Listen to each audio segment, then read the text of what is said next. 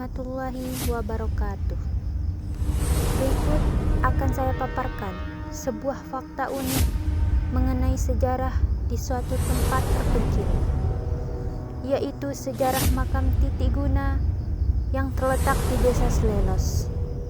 Dari informasi yang saya peroleh dari salah seorang warga yang dikenal sebagai pendahulu di desa tersebut, yang biasa dikenal dengan sebutan pemangku, atau lebih tepatnya juru kunci makam tersebut, menceritakan bahwa pada zaman dahulu ada sepasang suami istri yang hidup di Desa Selelos.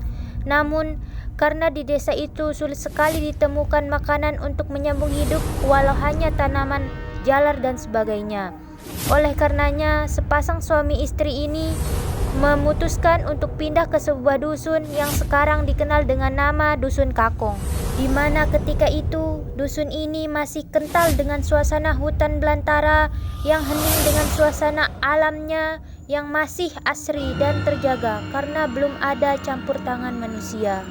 Tidak ada seorang pun warga yang bermukim di dusun ini.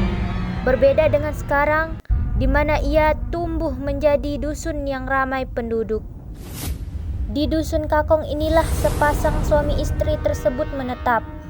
Disinilah mereka membuat ladang dengan lahan seadanya dan memanfaatkan sebagai tempat bertani dan bercocok tanam. Sepasang suami istri tersebut dijuluki dengan sebutan Inak Kakong dan Amak Kakong. Mereka hidup berdua di dusun ini dan menanam berbagai jenis tumbuh-tumbuhan seperti padi, ubi-ubian, buah-buahan, pohon kakao, dan sebagainya yang bisa menjadi sumber makanan untuk kelangsungan hidup mereka. Setelah puluhan tahun mereka menikah, namun sampai usia mereka yang mulai senja dan menua belum juga dikaruniai keturunan. Karena kondisi Inak Kakong yang mengalami kemandulan menjadi penyebab utama mereka tidak memiliki seorang anak. Inak Kakong dan Amak Kakong tak henti-hentinya berdoa sepanjang malam memohon agar diberi keturunan. Sampai pada akhirnya muncullah keajaiban. Inak Kakong mengandung, namun ada yang aneh dengan kandungannya yang hanya berusia 1 hari dan kandungannya berada di luar rahim. Setelah 1 hari usia kandungannya, Inak Kakong akhirnya melahirkan seorang putra yang diberi nama Titik Guna. Kelahiran Titik Guna begitu membahagiakan suami istri tersebut, karena setelah sekian lama menanti kehadiran seorang anak, akhirnya mereka diberi keajaiban di usia mereka yang mulai senja. Di samping itu, dengan Titik Guna yang lahir dengan berbagai keajaiban sehingga menyebutnya sebagai ulama sejak lahir. Kurang lebih 3 tahun setelah kelahiran Titik Guna, sepasang suami istri tersebut memutuskan untuk kembali ke desa asalnya, yaitu Desa Selelos. Karena di Desa Selelos sudah banyak terdapat sumber makanan dan di Dusun Kakong sudah banyak warga yang bermukim dan menetap. Menjadi salah satu alasan mereka memutuskan untuk kembali ke desa asalnya. Di tengah perjalanan menuju ke Desa Selelos, mereka singgah terlebih dahulu di sebuah hutan yang sekarang kita kenal dengan nama Bebeke. Merekalah yang memperkenalkan Bebeke kepada masyarakat setempat. Setelah itu, akhirnya mereka sampai di Desa Selelos untuk menetap dan membesarkan Titik Guna. Singkat cerita, beberapa tahun berlalu. Titik Guna tumbuh menjadi seorang yang kuat dan memiliki ilmu-ilmu yang sakti. Sampai ia pernah membuat angin yang begitu kencang, membentuk gelombang pada satu titik yang disebut dengan angin puting beliung. Karena keajaiban yang ada dalam dirinya membuat Titik Guna merasa bahwa hidupnya akan kekal selamanya. Namun semakin hari ia semakin tua dan renta. Sekuat apapun ilmunya, tetap takdir Tuhan yang lebih kuat.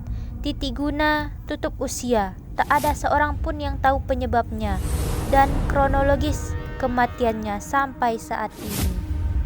Titik Guna dimakamkan di Desa Selelos karena masyarakat meyakini ada keajaiban dalam diri Titik Guna, sehingga makamnya dijadikan sebagai tempat bertapa atau berdoa. Maksudnya meminta kepada Tuhan dengan makam sebagai perantara antara manusia dengan Tuhan. Keyakinan masyarakat mengenai hal itu ternyata masih menjadi tradisi turun-menurun sampai saat ini, sehingga masih banyak yang datang ke sana dengan berbagai macam permintaan, di antaranya meminta kesuksesan, keberhasilan dalam pendidikan, dan berbagai macam permintaan lainnya. Masyarakat meyakini bahwa dengan bertapa dan berdoa di makam Titik Guna ini, maka permintaan mereka akan terkabul. Masyarakat setempat bahkan menyerahkan beberapa harta yang dimiliki seperti hewan ternak, baik itu sapi dan kambing, yang sekaligus disembelih di sana serta diiringi oleh para penari sebagai syarat yang diajukan pada makam tersebut. Sampai saat ini, makam Titik Guna masih sering didatangi oleh warga. Bukan hanya dari desa tersebut, melainkan warga luar desa. Entah itu untuk berdoa dan bertapa, meminta suatu, ataupun hanya sekedar berziarah. Demikian ulasan sejarah yang dapat saya sampaikan. Semoga bermanfaat untuk saya, kita semua.